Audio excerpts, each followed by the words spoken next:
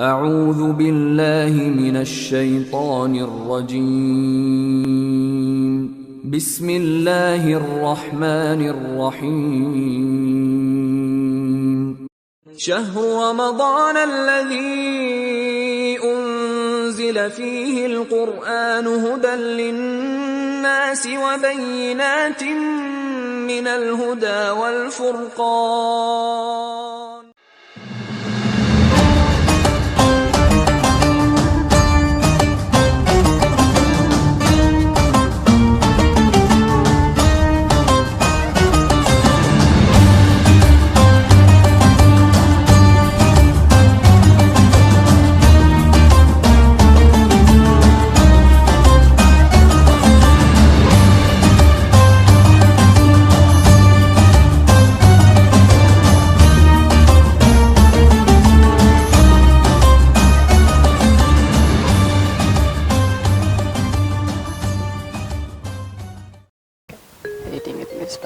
Oke.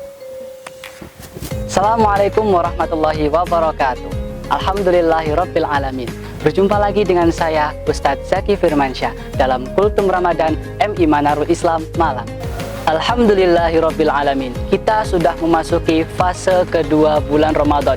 Fase 10 hari kedua bulan Ramadan tanggal 11 sampai 20. Yang mana pada fase ini telah terjadi peristiwa yang luar biasa pada tanggal 17 Ramadan, yakni peristiwa nuzulul Quran, di mana proses turunnya Al-Quran dari Lauhul Mahfud ke langit dunia dan juga dilanjutkan dari langit dunia kepada Nabi Muhammad sallallahu alaihi wasallam.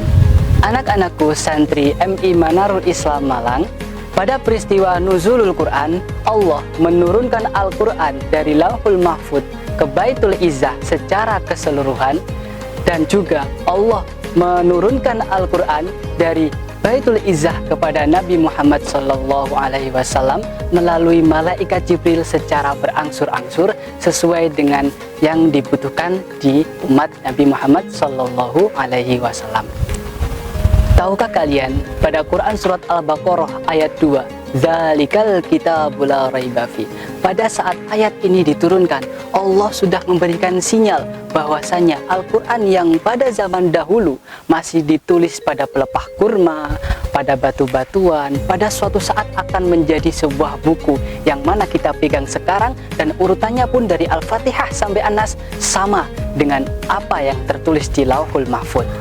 Pada peristiwa nuzulul Quran ini ada banyak sekali hikmah yang bisa kita ambil untuk menumbuhkan rasa cinta kita terhadap Al-Quran. Nah, pada kultum kali ini kita akan membahas mengapa sih kita itu harus mencintai Al-Quran. Allah sudah memberikan fasilitas yang mudah untuk mengakses Al-Quran. Lantas, masihkah kita tidak mau untuk membaca Al-Quran? Masihkah kita tidak mau mencintai Al-Quran? Bahkan masihkah kita tidak mau mengamalkan isi kandungan Al-Quran? Bayangkan, para sahabat zaman dulu yang mana Al-Quran masih ditulis dalam pelepah kurma atau bahkan batu-batuan, mereka mampu membaca Al-Quran, bahkan menghafalnya, dan juga mereka mau mencintai Al-Quran dengan sepenuh hati. Ayat pertama yang turun kepada Nabi Muhammad SAW bertepatan dengan hari Jumat tanggal 17 Ramadan melalui malaikat Jibril. Hal ini menyebabkan hari Jumat menjadi hari yang paling istimewa, Sayyidul Ayyam, hari yang paling mulia di antara hari-hari yang lain. Al-Quran diturunkan pula pada bulan Ramadan, menyebabkan bulan Ramadan menjadi bulan yang paling mulia di antara bulan-bulan yang lain dalam setahun. Tidak hanya itu, Nabi Muhammad yang menerima wahyu ini pun menjadi nabi dan rasul paling mulia yang paling dicintai oleh Allah Subhanahu wa taala. Bahkan malaikat Jibril yang menyampaikan wahyu tersebut menjadi malaikat yang paling mulia, menjadi sayyidul malaikah yang mendapat kemuliaan dari Allah Subhanahu wa taala.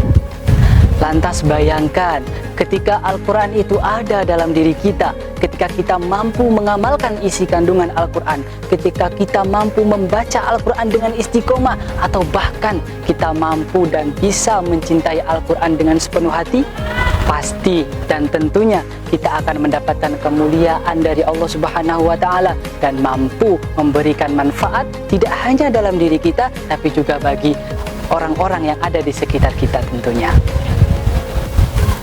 Nah, dari hikmah yang sudah Ustadz sampaikan tadi, kita bisa melihat betapa luar biasanya Al-Quran, betapa istimewanya Al-Quran. Oleh karena itu, marilah kita belajar mencintai Al-Quran. Tinggalkan dulu HP-nya, tinggalkan dulu gamenya, tinggalkan dulu nonton TV-nya. Biarkan hati dan pikiran kita mencintai Al-Quran. Karena satu huruf saja yang kita baca dalam Al-Quran, Allah sudah melipat gandakannya menjadi 10 kebaikan.